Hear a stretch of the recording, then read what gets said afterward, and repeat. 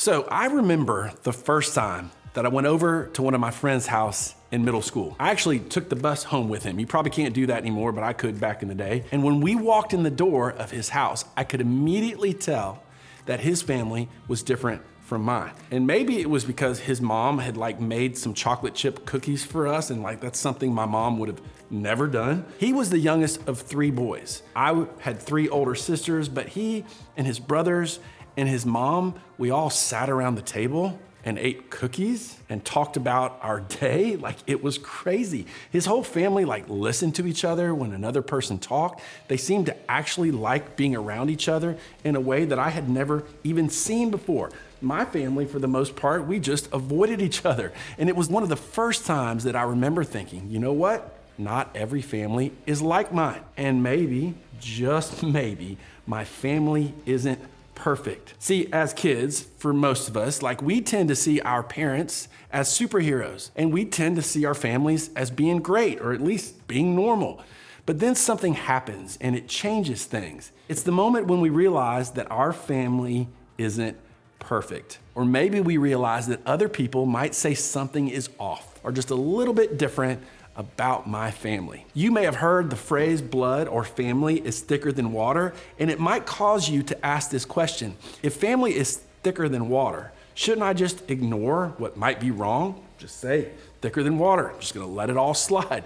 Some of you may have started asking questions about your family a long time ago. In fact, some of your earliest memories might have to do with pain because of your family. Others of you discovered this maybe a little bit later. Maybe it was in middle school or early in your high school years when you realized that your family picture, it just wasn't as perfect as you might have thought at one point. My family's differences from other families became even more obvious to me when I was a sophomore in high school. I thought that my parents had a pretty good marriage, but it turns out it was kind of a little bit of a disaster. That was the year my mom moved out of the house. My picture of a whole and functional family was all of a sudden fractured. Every one of us could probably go around and tell our version of a less than picture perfect family story. We all have one because in one way or another, every family has its challenges. So, for example, I'll put this on the board so you can see it and grab my markers. Maybe your family lives with constant tensions. There's all kinds of tensions going on. Maybe you don't slam doors and yell at each other, but you constantly feel just this sense of anxiety. You feel it when your parents talk about money or their jobs, or you feel it around your brother or maybe around your stepsister. You feel it when certain subjects come up that shouldn't cause conflict, but somehow they do. And it makes your house feel like a pretty stressful place to live. Now, for some of you, maybe you've discovered that your family actually lives with some secrets. You never really saw it, you never really heard about it when you were younger, but now all of a sudden you know. Maybe you've discovered some things about your family that you wish you had never found out about, some sort of relationship that happened in secret, a legal problem, some sort of bad decision. And now, because of the secrets, you wonder if you can fully trust your family. Maybe your family has experienced some sort of earthquake event of some sort that left everyone with some wounds, something that has shaken things up. And suddenly it feels like, man, things aren't ever gonna be the same again. Maybe it was a divorce. Maybe there was a death in the family, and you thought, man, if we can just get through this, if we can get through the drama, things will be fine. But they're not. It's now it feels like there's no going back to normal with your family.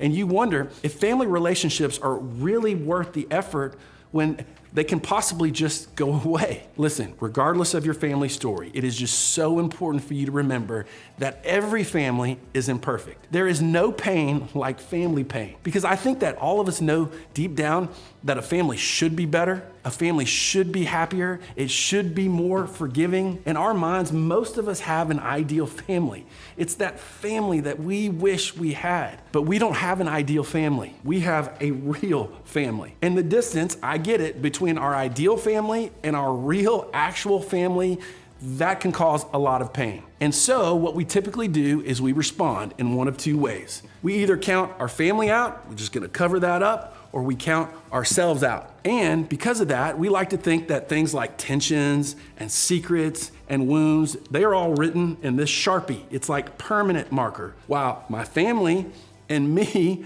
those are written in dry erase. Like we can wipe through those, mark over those, or count those out. And maybe you count your family out after your parents got divorced. You thought that they had lost the authority in your life. So you just said, you know what? I'm gonna stop respecting them. Or you decided that your stepmom isn't a good role model, so you're not gonna listen to her.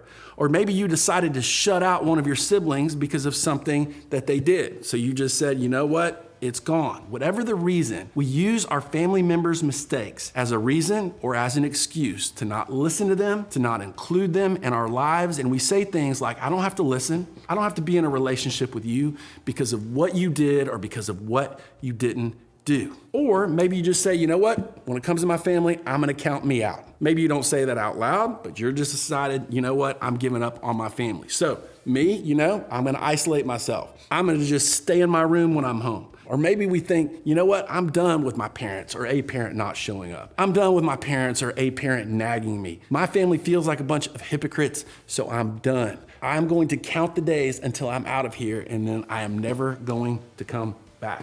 All of us have probably felt the pull of wanting to pull away from our family. And we probably know that it's not the best idea, but what is the alternative? Like, what else are we supposed to do? Shouldn't our parents or our step-parents be the ones who try to fix this problem and not us? What if I told you that there's one idea you may have never considered that could change the way you see your family forever? And that's what we're going to talk about today. Now, I know that's a lot to think about, people, okay? But I have some good news for you. God has a long history of working with imperfect, changing, different, or dysfunctional families. And there are actually a lot of them recorded in the Bible. And God has never written off anybody because of the family that they came from. In fact, one of the most famous people in the Bible is a man named Abraham. And God promised Abraham that his family would form a great nation, and eventually a savior named Jesus would come from that family line. So that's just like a really, really big deal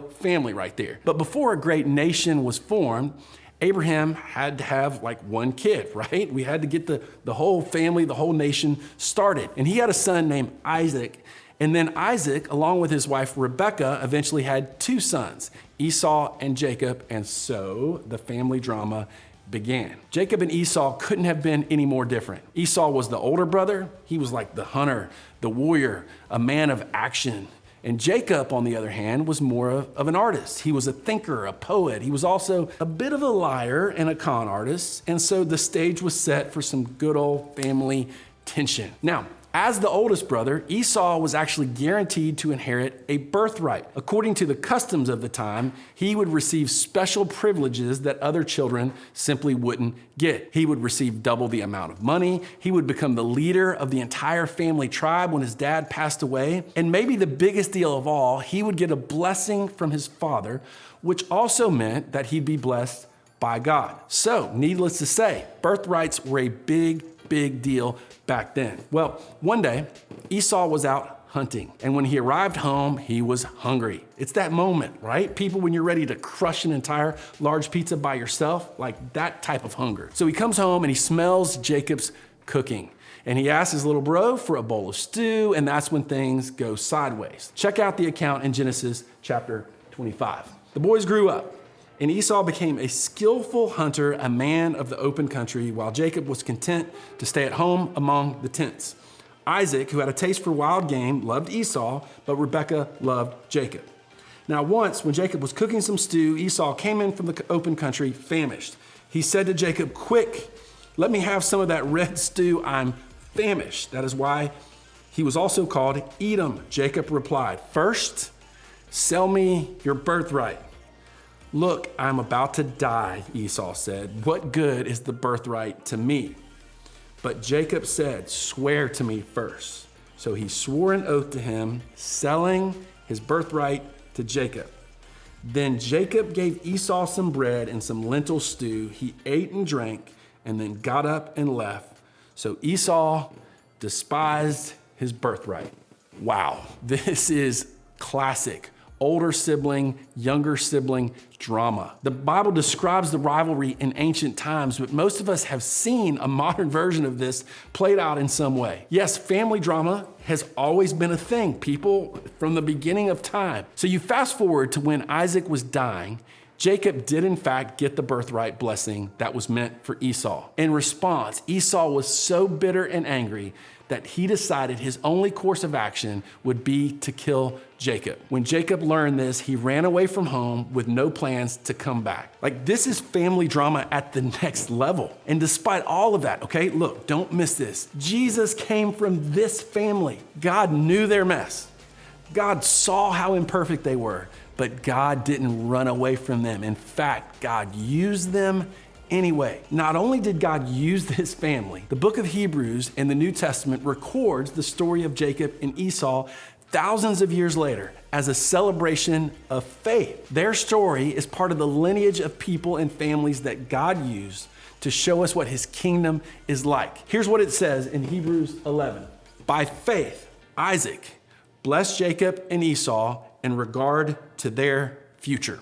Here's what's amazing about this. The writer of Hebrews obviously isn't celebrating the chaos of this family. They aren't being held up as a model to follow, full of lying, deceit, and threats of violence. They aren't mentioned as people who gave us a model to copy. They are mentioned to draw attention to who God is. A God who can take any challenge, any messiness, any hurt or dysfunction from any family and bring good out of it. So here's the thing. Whether it's your family or a family that you know, there is no family story that cannot be rewritten. There's no family situation that God can't ultimately use for good and incredible purposes. From God's perspective, there is no family you can count out. And there's no person in a family that you can count out. God is never done. The story of Jacob and Esau tells us that. Even in our worst family moments, our family story isn't over. God's love for you, God's love for everyone in your family is so much thicker than water.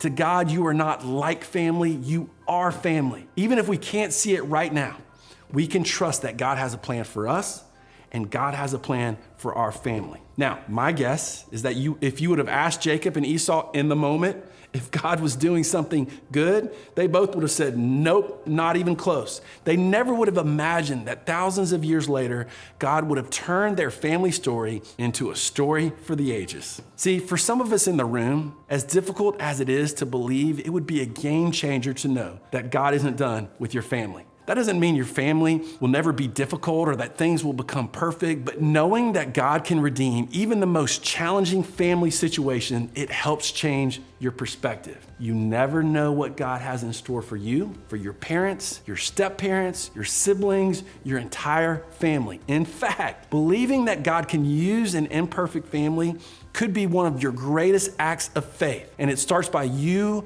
knowing this: your family story isn't finished. Listen, family is thicker than water, even when things get murky. Family is thicker than water, even when the tides get tough. Family is thicker than water, even when things aren't picture perfect. Everyone who lives at your house or wherever you live is an imperfect person. But when they mess up, don't write them off. Don't treat them like that's the end of the story. Don't cover them up or erase them from the board, because God is always working even when it doesn't look like it. So do not count them out. So when your stepdad doesn't show up, don't write him off forever. When your mom or dad loses their temper, don't write them off forever. When you and your cousins have a big disagreement, don't write them off forever. And don't count yourself out. You don't know what's going to happen next, so don't check out just yet. When the chaos in your family feels like too much, don't isolate. When the arguing feels constant, don't run away. When you're aggravated or annoyed, challenge yourself to hang in there, to keep talking,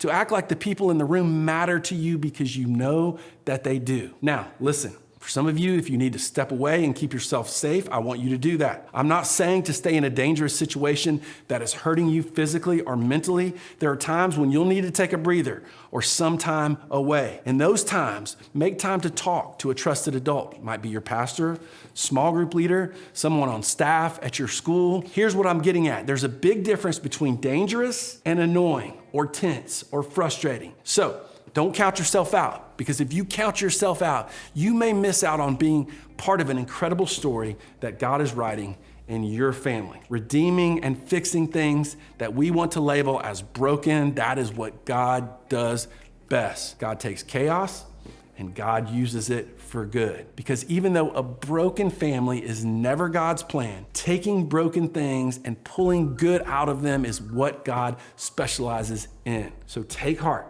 and have faith in what God can do. Imagine, what if we all went home today and treated our family like our bond is thicker than water? What if we treated our families like the story isn't finished?